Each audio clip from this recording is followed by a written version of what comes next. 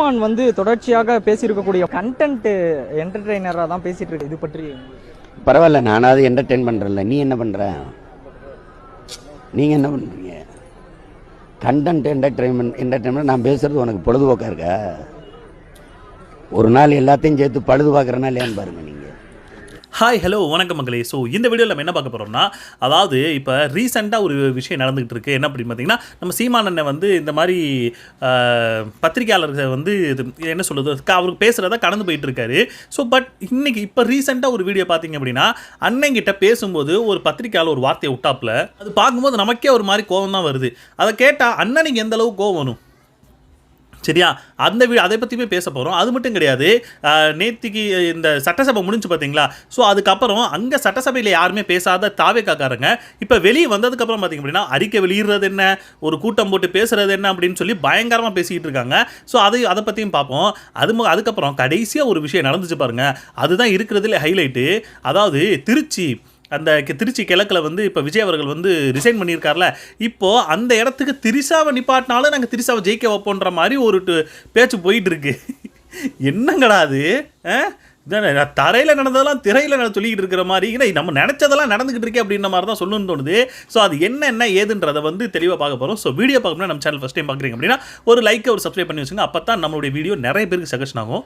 வாங்க வீடியோக்குள்ள. So first நம்ம ஏற்கனவே நம்ம சொல்லியிருந்தோம், நம்ம அண்ணன் வந்து இந்த மாதிரி பத்திரிகையாளர் சந்திப்பை வந்து ரொம்ப வந்து கண்டினியூவாக பண்ணிகிட்டே இருக்கக்கூடாது. அதனால் அவங்க வந்து என்ன அப்படின்னா, அவங்க வந்து உங்களை வந்து ஒரு பொருட்டாகவே மதிக்கிறது இல்லை அப்படின்ற மாதிரி நம்ம சொல்லிகிட்டே இருந்தோம். அதையுமே பார்த்திங்க அப்படின்னா ரீசெண்ட் டைம்ஸில் வந்து அண்ணன் வந்து அதை கொஞ்சம் தவிர்த்துக்கிட்டு இருக்கிற மாதிரியான சூழ்நிலை வந்துக்கிட்டு தான் இருக்குது. ஸோ அதை பார்க்கும்போது நமக்கு கொஞ்சம் சந்தோஷமாக இருந்துச்சு. பட் இவனுக்கு கேள்வி எந்த மாதிரி கேட்டு வச்சிருக்காங்க பார்த்திங்க அப்படின்னா, அண்ணன் வந்து எங்கே போயிட்டு அவர் கிளம்பிட்டு இருக்கும்போது ஒரு கேள்வி கேட்டிருக்காரு. ஒரு யாரும் தெரியும், அந்த வீடியோ பார்த்தீங்கனாலே உங்களுக்கே நல்லா தெரிய வந்துடும். ஸோ அவர் என்ன பண்ணியிருக்காருன்னா, அந்த பத்திரிகையாளர், அதாவது சீமானண்ணே நீங்கள் வந்து பேசுகிறது வந்து நீங்கள் கொடுக்குற கண்டென்ட் எல்லாம் பார்த்திங்க அப்படின்னா ஒரு என்டர்டெயின்மெண்ட்டாக இருக்குது அப்படின்ற மாதிரி ஒரு வார்த்தையை விட்டார். என்டர்டெயின்மெண்ட்டு. நான் என்ன கேட்குறேன், என்டர்டெயின்மெண்ட்டுக்குன்னு என்ன அர்த்தம் தெரியுமா? அண்ணன் பேசுகிறது பார்த்திங்க அப்படின்னா ஃப்யூச்சருக்காக, எதிர்கால மக்களுக்காகவும் அந்த சந்ததியினருக்கு என்னென்ன தேவையோ அதை பற்றி பேசிக்கிட்டு இருக்காரு. சூழலை பற்றி சுற்றுச்சூழலை பற்றி பேசிக்கிட்டு இருக்காரு. மலையை பற்றி பேசுகிறாரு. கனிம வளத்தை திருட்டு போகிறத பற்றி பேசுகிறாரு. அது மட்டும் கிடையாது, தண்ணியை நமக்கு எவ்வளோ மீனவர்களுக்கு எல்லா விஷயத்தையும் பேசிக்கிட்டு இருக்காரு. இவனுக்கு என்னடானா சிம்பிளாக, அண்ணே நீங்கள் பேசுகிற கண்டென்ட்டெல்லாம் என்டர்டெயின்மெண்ட்டாக இருக்குது அப்படின்ற மாதிரி ஒரு வார்த்தையை விட்டால் மனுஷனுக்கு கோவம் வருமா வராத? சீமான் வந்து தொடர்ச்சியாக பேசியிருக்கக்கூடிய கண்டென்ட் என்டர்டெய்னராக தான் பேசிட்டு இருக்கு. இது பற்றி பரவாயில்ல, நானாவது என்டர்டெயின் பண்ணுறேன்ல. நீ என்ன பண்ணுற? நீங்கள் என்ன பண்ணுறீங்க? கண்டென்ட் என்டர்டெயின்மெண்ட் நான் பேசுகிறது உனக்கு பொழுதுபோக்காக இருக்கா? ஒரு நாள் எல்லாத்தையும் சேர்த்து பழுது பார்க்குறனா இல்லையான்னு பாருங்கள் நீங்கள். சும்மா நார்மலாக கேட்குற நமக்கே கோவம் வருது. அவ்வளோ பெரிய ஆள், அவ்வளோ கஷ்டப்பட்டு என்னென்னவோ பண்ணி எவ்வளோ விஷயம் நடத்தி இவனுங்க வந்து அந்த விஷயத்தெல்லாம் காட்ட மாட்டானுங்க. அந்த பத்திரிகை இதில் அந்த சேனலில் காட்டவே மாட்டானுங்க அண்ணன் பேசுகிறதெல்லாம். ஆனால் விஜய் அவர்கள் வீட்டிலேருந்து கிளம்புறதுக்கு முன்னாடியிலேருந்தே நீங்கள் ரெடியாக நின்றுவானுங்க. அந்த டைம்லேருந்து அவர் மறுபடியும் இங்கே ஃபுல்லாக வந்து பேசுகிறாரா பேசலையோ வந்து கையை காட்டிட்டு போயிட்டு மறுபடியும் வீடு போய் அவர் வீடு அந்த கதவு மூடுற வரைக்கும் லைவ்லேயே வச்சுக்கிட்டு இருப்பானுங்க.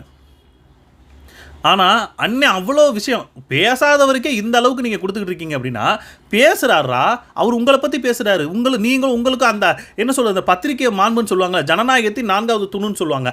அதை கொஞ்சம் கூட இவனுங்க இது பண்ணாமல் என்டர்டெயின்மெண்ட்டுன்னு பேசிக்கிட்டு இருந்தா மனுஷனுக்கு எவ்வளோ கோவம் வரும்? அதுக்கு தான் அண்ணன் சொன்னார், நான் பேசுகிறது உனக்கு என்டர்டெயின்மெண்ட்டாக இருக்குது, ஒரு நாள் உங்களெல்லாம் வச்சு வெளுத்து விட்டுறேன்டா அப்படின்ற மாதிரி ஒரு விஷயம் சொல்லிட்டு போனார். கரெக்டு தானா? இவனுங்கெல்லாம் வச்சு வெளுத்து விட்டுறணும். என்ன பேசுகிறோன்றதை இவனுங்களே புரிஞ்சுக்க மாட்டேங்கிறானுங்கன்னா இவனுங்க காட்டுறது எந்த மாதிரி போய் காட்டுவானுங்க? கொஞ்சம் யோசிச்சு பாருங்க. இவனுங்களே இந்த மாதிரி பேசிக்கிட்டு இருக்கானுங்கன்னா அப்போ ஆமாம் இவரெல்லாம் என்ன காட்டிக்கிட்டுன்னு சொல்லி ஒரு மைண்ட் செட்டுக்கு போய் இவனுங்க காட்டக்கூடிய விஷயமெல்லாம் அண்டனை உண்மையிலே சொல்கிறேன், ஒரு என்ன சொல்லுது, ஒரு போராளியாக காட்டுறதுன்னு இவங்க எந்த இதுலையுமே நினைக்க மாட்டானுங்க. அவர் பேசுகிறத கேலி கிண்டல் பண்ணணும், அதுக்காகவே ஒரு கண்டென்ட்டை தேர்ந்தெடுத்து அதை வச்சு பண்ணணுன்ற மாதிரி பண்ணுவானுங்க. இதுக்கு உண்மையிலே சொல்கிற தக்க பதிலடி கொடுத்து தான் ஆகணும் இவனுங்களுக்குலாம். உண்மையிலே இந்த மாதிரி அப்பப்போ வந்து இவனுங்களுக்கு வந்து என்ன சொல்கிறது, ஒரு மாதிரி சூடு வச்சு விட்டாதான் அப்பப்போ உங்களுக்கு புரியும். ஸோ அடுத்து பார்த்திங்க அப்படின்னா, நம்ம ரீசெண்டாக நம்ம ராஜ்மோகன் அவர்கள் வந்து ஒரு மேடையில் பேசியிருந்தார். அது மிகப்பெரிய ஒரு கண்டென்ட்டாக போயிட்டுருக்கு. என்ன அப்படின்னா, அதாவது அடுத்த மாதம் அம்மா வீட்டுக்கு வந்து வாடகை கட்ட கூட கையில் காசு இல்லை, என்னையை கொண்டு போய் அமைச்சர் பதவியில் உட்கார வச்சுருக்காருன்னு வாயை விட்டு மாட்டிக்கிட்டே சிங்காரம் அப்படின்னு சொல்கிற மாதிரி அவர் தான் அவருடைய தேர்தல் இதில் அவருடைய சொத்து மதிப்பு 2.5 கோடின்னு சொல்லி காட்டியிருக்காரு. எப்படி 2.5 கோடி? வருஷத்துக்கு 23 லட்ச ரூபா அவருக்கான ஆண்டு வருமானம் வந்துகிட்டு இருக்குன்ற மாதிரியும் காட்டிக்கிட்டு இருக்காரு. அந்த இருக்கையில் எழுதிருக்கீங்க, மாண்புமிகு அமைச்சர் இந்த ஏழையின் பெயர் எழுதப்பட்டிருந்ததுங்க. ஒரே ஒரு தொலைபேசி அழைப்புல அடுத்த மாசம் அம்மா வீட்டுக்கு வாடகை கட்ட என்ன பண்ணலாம்னு யோசிச்சு அமைச்சராக்கிய பெருமை என்னுடைய தலைவருக்கு மட்டும் தாங்க சார், வேற யாருக்குமே சார். மோஸ்ட்லி எனக்கு தெரிஞ்சு பார்த்தீங்க அப்படின்னா அவங்க காட்டுறதுல கொஞ்சம் கம்மியாக தான் காட்டியிருப்பாங்கன்னு எனக்கு தோணுது. ஃபுல்லாக யாரும் மோஸ்ட்லி காட்ட போகிறது கிடையாது. ஏன் விஜய் அவர்களே காட்டினாரான்றது சந்தேகம் தான். அப்போது இவ்வளோ சொத்து வச்சிருக்கிறவர் வீட்டுக்கு வாடகை கட்ட கூட காசு இல்லை அப்படின்ற மாதிரி ஒரு உருட்டிக்கிட்டு இருக்காரு. எனக்கு அதை கேட்கும்போது என்ன செவ்வாழை இப்படி பேசிக்கிட்டு இருக்க அப்படின்ற மாதிரி தான் சொல்லணும்னு தோணுது. ஆனால் அவர் ஒரு விஷயம் சொன்னார், அதாவது நான் எனக்கு ஒன்றுமே தெரியாது, ஆனால் என்னை திடீர்னு வந்து நாளைக்கு உனக்கு சர்ப்ரைஸ் இருக்குது அப்படின்னு சொல்லிட்டு என்னை வந்து அமைச்சரவையில் உட்கார வச்சிட்டாரு அப்படின்னு சொல்லிட்டு இருக்காரு.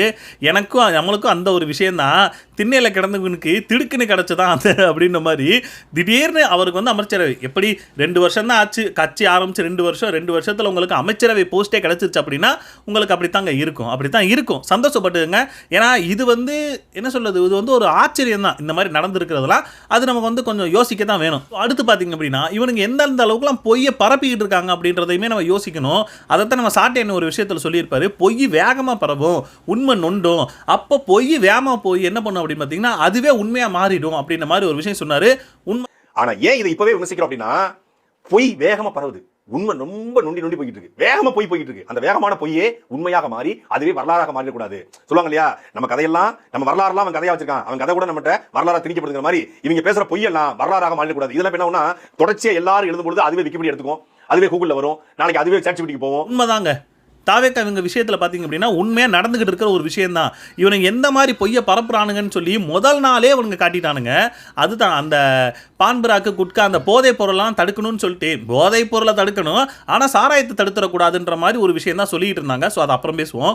ஸோ போதைப் பொருளை தடுக்கணும்னு சொல்லி விஜய் வந்து முதல் நாள் கையெழுத்து போட்டோடனே பார்த்தீங்க அப்படின்னா அவ்வளோ போதை பொருட்களெல்லாம் கொண்டு வந்து போட்டு மண்ணை போட்டு மூடிருக்காங்க அப்படின்ற மாதிரி ஒரு விஷயம் சொல்லிட்டு இருந்தானுங்க. அதை எடுத்து தாவேக்காரவங்க பயங்கரமாக ஃபயர் விட்டுக்கிட்டு இருந்தாங்க சொல்லி அதுக்கப்புறம் தான் தெரிஞ்சிச்சு அது ஏற்கனவே மார்ச் மாசம் நடந்த ஒரு போட்டோ எடுத்துட்டு வந்து விஜய் பண்ணதா போட்டு உருட்டிட்டு இருந்தானுங்க. 40 டன் போதைப் பொருளை எடுத்து பெரிய குழியை வெட்டி புதைக்கிற மாதிரி ஒரு காணொலியை சமூக வலையில பார்க்க முடியும். பாத்தீங்களா, இதுதான் ரியல் சிஎம், இதெல்லாம் பிளாஸ்டிக் மோடு, வெறித்தனம், சம்பவம் லோடிங்கா. இது மாதிரி ஒரு முதலமைச்சர் பாத்துக்கமா, ஆட்சிக்கு வந்து ஒரு நாள்லயே போதைப் பொருளை ஒழித்த எங்கள் தளபதி வாழ்க வாழ்க, டிவி கேடா ஃபயர்ரா அப்படின்னு எல்லாரும் ஃபயர் விட்டு இருந்தாங்க. அந்த புகைப்படத்தை கட் பண்ணி கூகுள்ல போட்டு பார்த்தா 7/3/2026 தேர்தல் தேதி அறிவிக்கிறதுக்கு முன்னாடி மார்ச் மாசம் 7ஆம் தேதி காஞ்சிபுரம் மாவட்ட காவல்துறை பல்வேறு வழக்குல பிடிபட்ட போதைப் பொருளை கொண்டு வந்து ஒரு பெரிய குழியை வெட்டி ஜேசிபி வச்சு உள்ள வச்சு மூடுறாங்க. இந்த புகைப்படத்தை எடுத்துட்டு அப்படியே போட்டு இது டிவிக்கு ஆட்சி வந்த உடனே தளபதி உத்தரவுக்கு இணங்க போதைப் பொருளை பிடித்த காவல்துறை சொல்லி ரீல்ஸை போட்டு லைக்ஸை வாங்கி பொய்யை பரப்பிருக்கிறது ஒரு கும்பல். நிறைய யோசிச்சு பாருங்களேன், இந்த அளவுக்கு சோசியல் மீடியாவையும் இந்த இப்ப இருக்கிற ரீசெண்டான இந்த எல்லாத்தையும் பயன்படுத்தி இருக்கிற நம்மளையே இந்த அளவு கன்ஃபியூஸ் பண்ணி விடுறானுங்கன்னா இதை தெரியாத நார்மலான பீப்புளுக்கு, நார்மலான மக்களுக்கு எந்த மாதிரி விஷயமா அது போய் சேரும் யோசிச்சு பாருங்க. இவனுங்க கொடுக்கறதான் கண்டுட்டு சப்போஸ் நீங்க யோசிச்சு பாருங்களேன், அதாவது இவனுங்க ஒரு போஸ்ட் போட்டிருக்கானுங்க, விஜய் சூப்பர் அப்படி பண்ணிட்டாரு இப்படி பண்ணிட்டாருன்னு ஒரு விஷயத்த சொல்லி ஒரு கண்டென்ட்டை காட்டி அது ஒரு லைக்கை மட்டும் போட்டுட்டுமே, சாதாரண மக்கள் பரவாயில்லையா விஜய் வந்த உடனே பார்த்தீங்க அப்படின்னா முதல் நாளே இப்படி பண்ணிட்டாருன்னு சொல்லி ஒரு லைக்கை போட்டாங்கன்னா அந்த கண்டென்ட் ஓகே இன்ஸ்டாகிராமா அது அந்த ஒரு என்ன சொல்றது அல்கரிதம் என்ன பண்ணும் அப்படின்னா ஓகே இவங்களுக்கு இந்த மாதிரி கண்டென்ட் தான் பிடிக்குது போல அப்படின்னு சொல்லிட்டு இவனுக்கு என்னென்ன பொய்யெல்லாம் சொல்லிக்கிட்டு இருக்கானுங்களோ அதையாவே கண்டினியூவாக ரீல்ஸில் வந்துகிட்டே இருக்கும். நல்லா யோசிச்சு பாருங்களேன், இப்போ நம்ம வந்து நாம் தமிழர் பற்றி பேசிகிட்டு இருக்கோம்னா நம்ம கண்டினியூவாக நாம் தமிழர் பண்ணுறது, அதாவது தாவேக்கா பண்ணக்கூடிய தப்புக்களை எடுத்து காட்டக்கூடிய வீடியோஸை நம்ம பார்த்துக்கிட்டே இருந்தோம்னா நமக்கு அதுவே தான் அல்கரிதம் காட்டிக்கிட்டே இருக்கும்.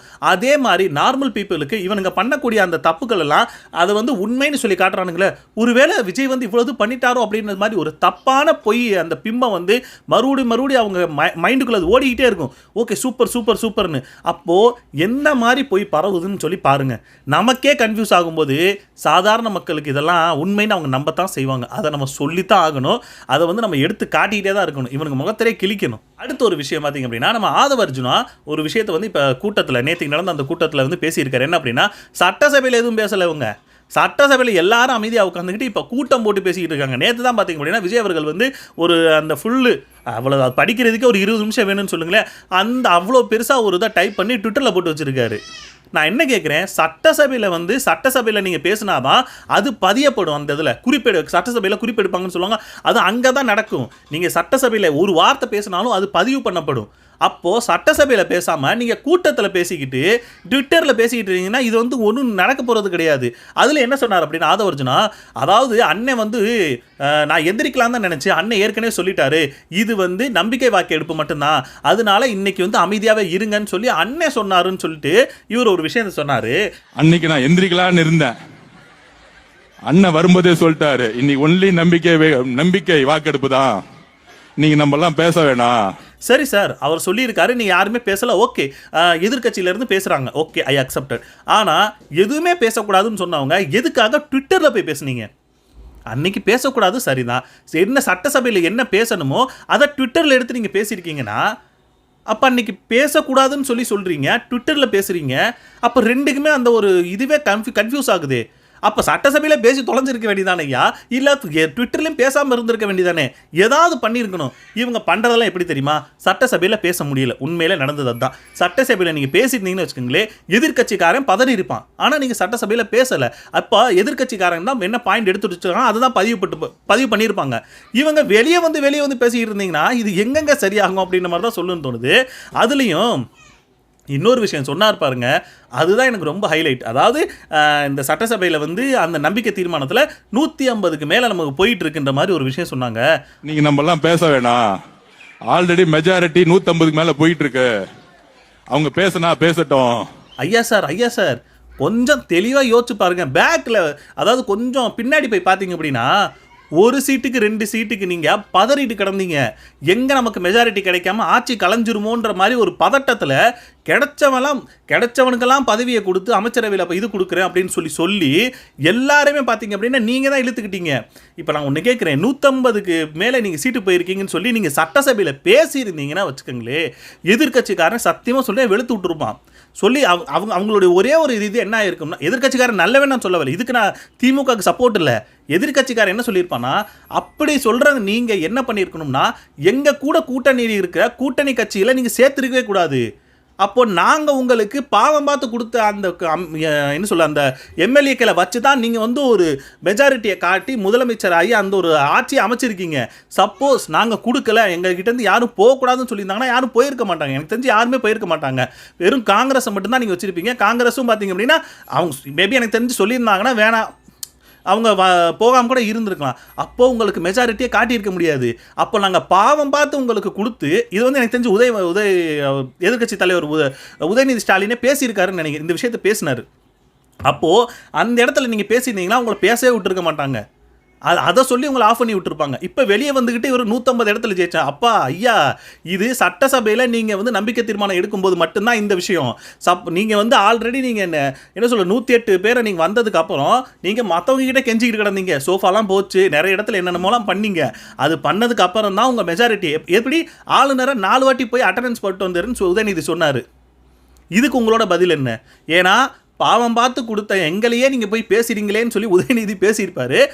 அதை அடுத்து போய் நம்ம பேசுவோமே. அடுத்து பார்த்தீங்கன்னா நம்ம ராஜ்மோகன் ஒரு விஷயம் சொன்னார், அதாவது தமிழ் தாய் வாழ்த்து தான் ஃபஸ்ட்டு பாடணும்னு நாங்கள் சொன்னோம், எப்படி ஆளுநர் அவங்க அந்த இது எடுப்பாங்க, இதில் அந்த இது செயல் என்ன சொல்ல அந்த பதவி இது எடுக்கும்போது நாங்கள் சொன்னது என்ன அப்படின்னா ஃபஸ்ட்டு தமிழ் தாய் வாழ்த்து தான் இப்போ எடுக்கணும், அதுக்கப்புறம் நீங்கள் எதை வேணால் பண்ணிக்கலாம் அப்படின்ற மாதிரி சொன்னோம். ஆனால் அவங்க எங்களுடைய பேச்சே கேட்கல அப்படின்ற மாதிரி. நீங்கள் எப்படி பண்ணிட்டீங்க அப்படி பண்ணிட்டீங்க, தமிழ் தாய் வாழ்த்துக்கு இம்பார்ட்டன்ஸ் தரல. அந்த இடத்துல இருந்தவனா இவர் சொன்னார், கிரீன் ரூம்ல அந்த அதிகாரிகளை கூப்பிட்டு சொன்னார், முதல்ல தமிழ் தாய் வாழ்த்து தான் பாடணும் சொன்னது மாண்புமிகு அமைச்சர் ஆதவர்ஜுனா. நான் சாட்சி, அவர் சொன்ன உடனே நான் சொல்றேன் சார், ஆமா சார் கண்டிப்பாக நீங்க தமிழ் தாய் வாழ்த்த பாடுங்க, அப்புறம் தேசிய கீதை பாடுங்க, நிச்சயமா அதுக்கப்புறம் வந்தே மாதிரி கூட பாடுங்க, பண்றோம்னு சொன்னாங்க. மேடையில நிக்கிறோம், அந்த நிகழ்ச்சி நிரல் இருக்கும் பாருங்க, நான் அதை போய் கிழிச்சேன், ஏன்னா எனக்கு இவங்களை பத்தி தெரியும், கிழிச்சிட்டு ஃப்ரெஷ்ஷா ஒரு பிரிண்ட் அவுட் போட்டு கொடுங்க, நான் கொடுத்தோம், எல்லாம் ரெடி, நான் நிக்கிறேன், எழுந்து அப்படி அட்டென்ஷன்ல நிக்கிறேன். ஆனா மாறி அவங்க என்ன பிளான் பண்ணாங்களோ அதான் பாடினாங்க. நிகழ்ச்சி முடிந்தது, அதிகாரிகளை அழைத்து யாரை கேட்டு மாத்தினீங்க, எப்படி இது மாறிச்சு நான் சொன்னேன், மாண்புமிகு அமைச்சர் ஆதவ் சகோதரர் சொன்னாரு. அப்ப அவங்க சொன்னாங்க, சார் 3 டிபார்ட்மெண்ட் சேர்ந்து பண்ற ஃபங்க்ஷன் இது, லோக் பவன் மதிப்பிற்குரிய ஆளுநர் அவர்களினுடைய துறை பண்ற ஃபங்க்ஷன், நீங்க பதவி பிரமாணம் முடித்த பிறகுதான் நீங்க முதலமைச்சர், பதவி பிரமாணம் எடுத்த பிறகுதான் அமைச்சர், அது எடுக்கிற வரைக்கும் நீங்க சாதாரண எம்எல்ஏக்கள் தான். நான் என்ன கேட்கிறேன் அப்படின்னா, இதுக்கு முன்னாடி நடந்த அந்த பதவி பிரமாணத்துலலாம் இப்படி தான் நடந்துச்சா?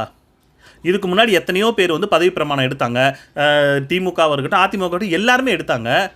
எந்த பாட்டு முதல் பாடப்பட்டுச்சு? ஃபஸ்ட்டு நான் இன்னொரு கேள்வியுமே கேட்குறேன், வந்தே பாரதம் முதல்ல பாடப்பட்டுச்சா? கிடையாது. சரிப்பா, நீங்கள் வந்து வந்தே பாரதத்தை நீங்கள் அதுக்கப்புறம் கூட வச்சுருக்கேன்.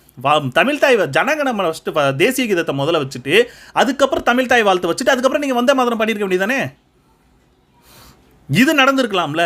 எதுக்காக நீங்கள் அதை பேசலை? ஏன்னா எனக்கு தெரிஞ்சு இவங்க பேசுனாங்களான்றதே சந்தேகம். இப்போ வந்து சொல்கிறாங்க ஆதவர்ஜுனா சொன்னார் அந்த இடத்துல தமிழ் தாய் வாழ்த்து பாடணும்னு சொல்லி. ஆதவர்ஜுனா ரொம்ப என்ன சொல்கிறது, கண்டிப்போட சொன்னார். ஆனாலும் அவங்க கேட்கல. நான் போய் அவங்களுடைய அந்த இதை வந்து நான் கிழிச்சு தூக்கி போட்டேன். அதுக்கப்புறமும் பார்த்தீங்க அப்படின்னா அவங்க அதை தான் பண்ணாங்கன்ற மாதிரி ஒரு விஷயத்தை உருட்டிக்கிட்டு இருக்காரு. இதுக்கப்புறம் நான் கமெண்ட்ஸில் போய் செக் பண்ணி பார்த்தா எல்லாரும் பிடிச்சி கிழிச்சு வச்சுருக்காங்க. ஏன்பா உன் வாயு உருட்டு, நீ உருட்டு அப்படின்ற மாதிரி உருட்டிக்கிட்டு இருக்கீங்க அப்படின்ற மாதிரி அவங்க போட்டு என்ன சொல் கழிவு ஊற்றி வச்சுருக்காங்க. ஏங்க ஆமாங்க, தவறுதலாக அப்படி நடந்துருச்சு, இனிமே அந்த விஷயம் நடக்காதுன்னு சொன்னால் அது ஓகே, அக்செப்டட். ஆனால் நாங்கள் போய் பேசணும், அந்த இதை போய் கிழிச்சு தூக்கி போட்டோம், இதெல்லாம் என்ன இது? இதெல்லாம் நம்புற மாதிரியாங்க இருக்குது அப்படின்ற மாதிரி தான். அதுக்கு அவங்க சொன்னாங்களாம், இப்போ வந்து நீங்கள் எம்எல்ஏ தான், நீங்கள் வந்து பதவி பிரமாணம் பண்ணதுக்கப்புறம் தான் நீங்கள் அமைச்சர், அதுக்கு முன்னாடி அப்புறம் எப்படி நீங்கள் போய் அவங்க வச்சுருந்த கண்டென்ட்டை கிழிச்சு போட்டீங்க? புரியுதா? உங்களுக்கே புரியுதா? இதிலே உங்கள் வந்து என்ன பண்ணியிருக்கீங்கன்னு தெரியும்.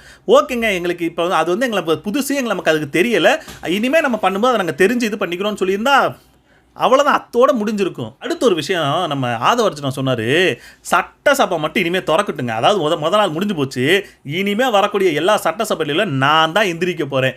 75 வருஷம் அரசியலாக கரைச்சு குடிச்சிட்டு வந்திருக்கேன். அன்னைக்கு ஒரு நாள் தான் சட்டசபையில் பேச முடியல, நம்பிக்கையில் இன்னமேட்டு சட்டசபை ஓப்பன் ஆகும்ல. திரு பேரவைத் தலைவர் எந்திரிச்சு பேசி முடிச்ச உடனே சபாநாயகர் சாரை பார்த்துட்டு, திரு பேரவைத் தலைவர்களே நான் பதில் சொல்றேன், எல்லாத்துக்கும் ரெடி. 75 வருஷ வரலாறு திமுகவுடைய எல்லா திருட்டுத்தனமும் எல்லா கொள்ளையர்களும் எனக்கு தெரியும், படிச்சு வந்திருக்கேன். நான் என்ன கேட்குறேன், அந்த 75 வருஷ அரசியல்ல நீங்க எந்தெந்த இடத்துலலாம் இருந்தீங்கன்னு கொஞ்சம் யோசிச்சு பாருங்க. சரியா? இதுக்கு முன்னாடி எந்த கட்சியில் இருந்தீங்க, அதுக்கு முன்னாடி எந்த கட்சியில் இருந்தீங்க, அங்கே என்னென்ன வேலை பார்த்துக்கிட்டு இருந்தீங்க, என்ன வேலையினால நீங்கள் வேற கட்சிக்கு வந்தீங்க, இப்போ தாவேக்காக்கு எதுக்கு வந்தீங்கன்றதையுமே படிச்சுட்டு வாங்க. ஏன்னா நீங்கள் வாயை விட்டீங்க. இப்போ என்ன சொல்கிறது, கூட்டத்தில் வாயை விட்டீங்க. ஆதவர்ஜுனா வந்து வாயை விட்டார்.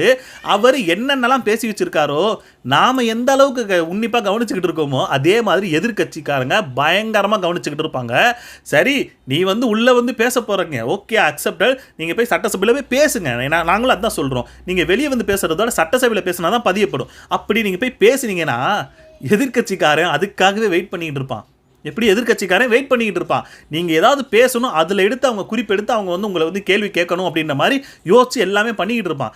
அப்படி பண்ணும்போது தான் நீங்கள் என்னென்னலாம் பண்ணியிருக்கீங்கன்றது உங்கள் புட்டம்லாம் அங்கே வெளியே வரும்.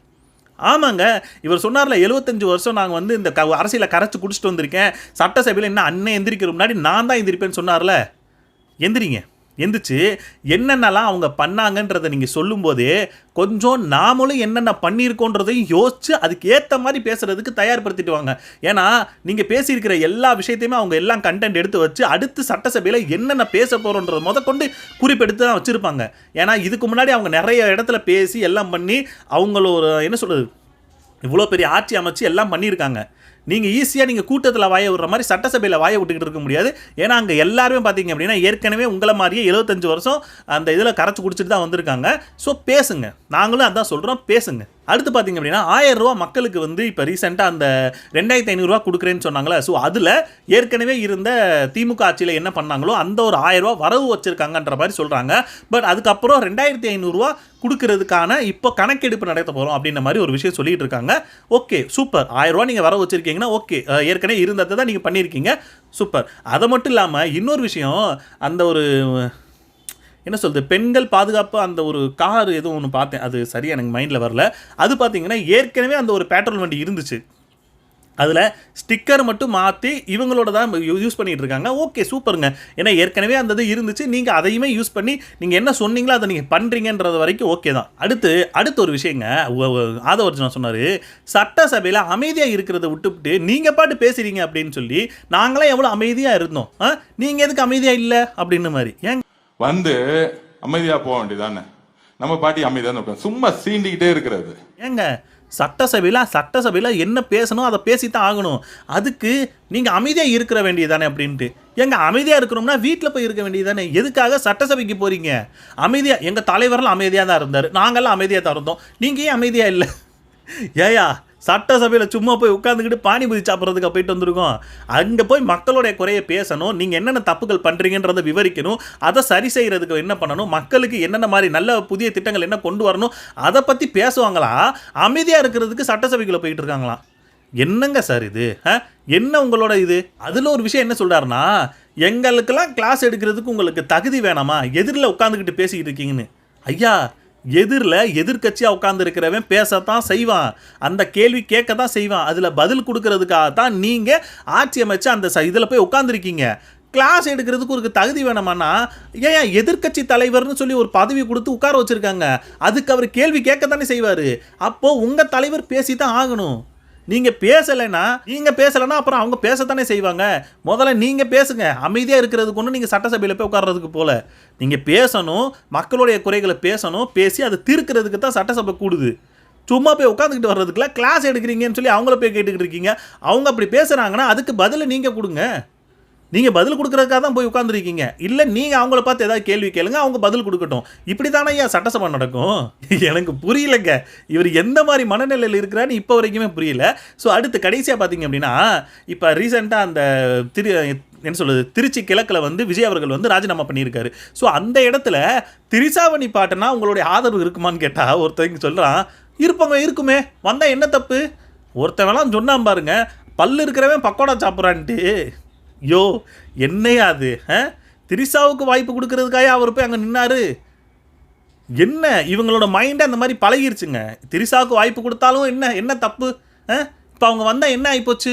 அவங்களுக்கு ஒரு பதவி கொடுத்தா தான் என்னவா அப்படின்ற மாதிரி கேட்டாலும் கேட்பானுங்க போல இருக்கு. அந்த மாதிரி இவனுங்க மைண்ட் அப்படியே டியூன் ஆயிடுச்சு. இவங்க எந்த மாதிரி பேசணும் அந்த அளவுக்கு இவங்க டியூன் ஆகி வச்சுருக்காங்க. இது எங்கே போய் முடிய போகுதுன்னு தெரில மக்களே. ஸோ நீங்கள் என்ன நினைக்கிறீங்க? உங்களுடைய கருத்துக்களை பதிவு பண்ணுங்கள். அடுத்த வீடியோவில் பார்ப்போம். பை.